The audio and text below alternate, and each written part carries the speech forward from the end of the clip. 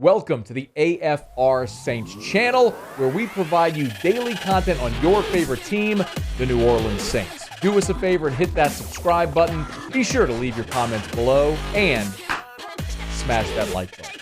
Who dat? So earlier this week, the news broke that the Saints were bringing Tennessee quarterback Hendon Hooker to New Orleans for a formal visit at the Saints facility. And naturally, a lot of people are very excited because Hooker has been at the center of many conversations among Saints fans and analysts and pundits. The Saints are a quarterback-needy team. They're not drafting high enough to be in the mix for Bryce Young or C.J. Stroud or Will Levis, Anthony Richardson, in whatever order you value those quarterbacks. And so Hendon Hooker is kind of largely considered the next, on the list of quarterbacks when you look at quarterback class draft rankings this year. And so Hooker would be the most attainable quarterback for the New Orleans Saints at the highest draft spot. Is he there at 29? Is he still on the board at 40? Do they pull the trigger? It's worth keeping an eye on to see.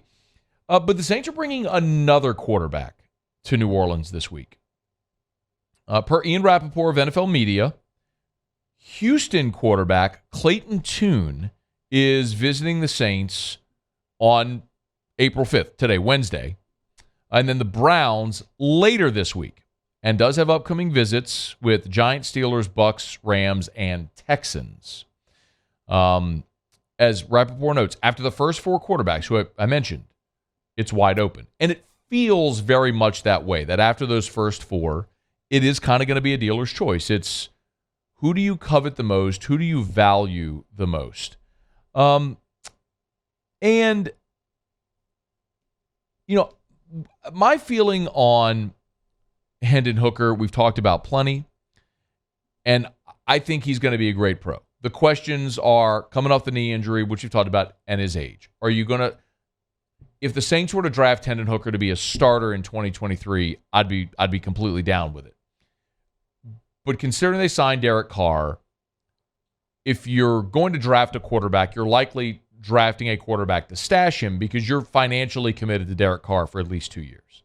So it's hard to imagine a scenario, unless if there's an injury to Derek Carr, it just blows up in your face, where you would play a rookie quarterback. So you kind of look at this, where the Saints are, and it's, unless if someone drops, like maybe you see maybe you see Will Levis or Anthony Richardson drop in this draft, and they're somewhere in the teens, and the Saints decide that it's enough value to trade up and get that player. It's probably hard to imagine them taking a quarterback other than Hendon Hooker or lower. So if you look at Pro Football Focus, again, this is just one metric.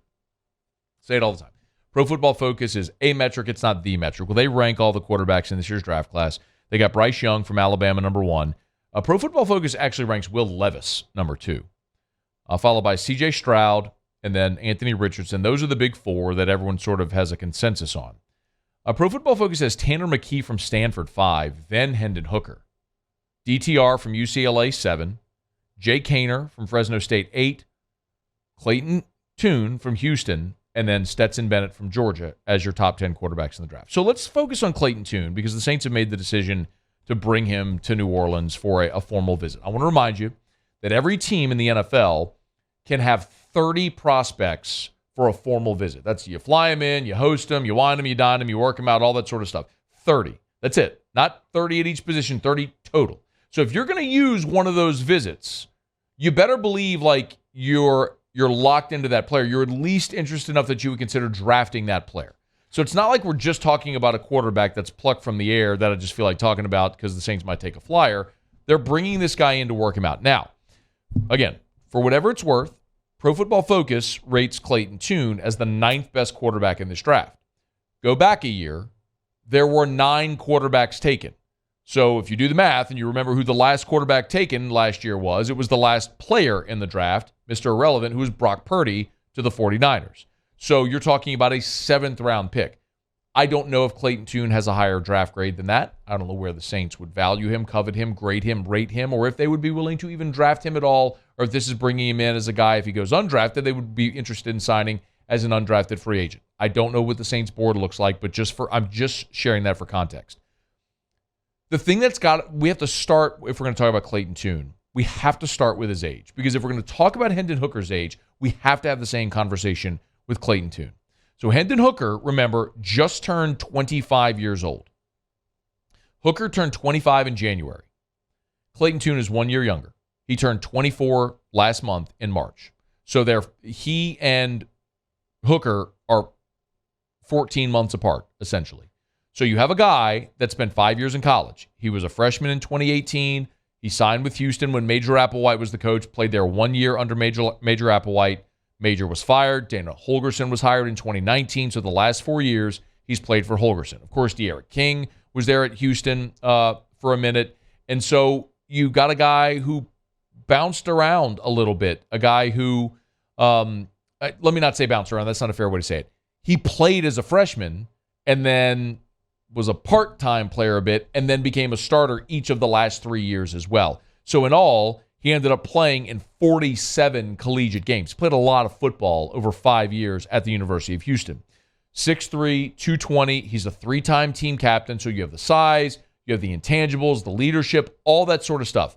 I'm not a scout, but if you look at the way scouts describe him, the one thing that's a bit of a drawback that they talk about is he's sometimes inaccurate when he has to move his feet. If he's got to throw on the run or if the pressure's coming, that's where the accuracy struggles.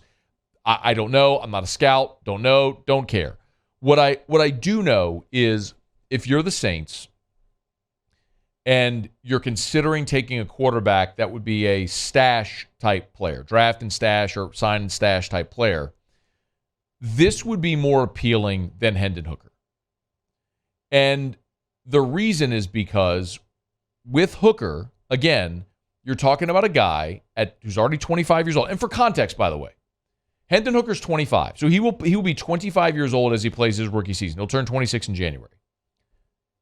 Joe Burrow is entering his 4th year in the NFL. Joe Burrow just turned 26 in December. I mean, for context, you're talking about it. That's why it's being brought up so much. Not so much the knee injury for Hendon Hooker, because look, Joe Burrow came back from a devastating knee injury. That's not so much it. It's more so, are you going to draft a player that highly, that's that old, and you know is going to have a shorter shelf life of his career, a shorter time in his prime? I mean, we're talking about Derek Carr, who's in his early 30s, and I know I certainly feel like his best days are behind him. He's past his prime. I may be wrong, and maybe Derek Carr proves me wrong, and I would love it if he does. I would love it if he goes and looks like an MVP candidate and wins a Super Bowl. But you got to consider for what asset you would have to give up to attain the player, the contract he would be under, and for how long he would be under that contract in which you'd be able to maximize. If you're going to take Hendon Hooker and have to use the 29th pick or the 40th pick of the draft to take Hendon Hooker, I am expecting a greater, more immediate return on that pick. And so if you're going to draft Hendon Hooker and have him sit for at least 2 years behind Derek Carr and then play, then I'm only getting, depending on if he's a first rounder or a second rounder, because then you have the fifth year option, but either way, that 5th year is going to be expensive.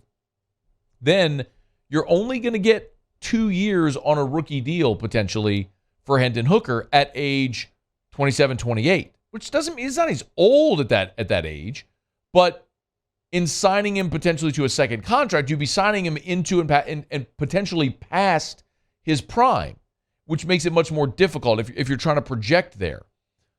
With a guy like Clayton Tune, and again, I don't know how the Saints value him, but if you're talking about a day 3 draft pick or a potential undrafted free agent, that's much easier to stomach if you like the player who was played in 47 collegiate games, very experienced, like Hendon Hooker, check the box, was a 3-time team captain, good locker room guy, check the box, good arm, good size, all the stuff that you look for, he checks all those boxes.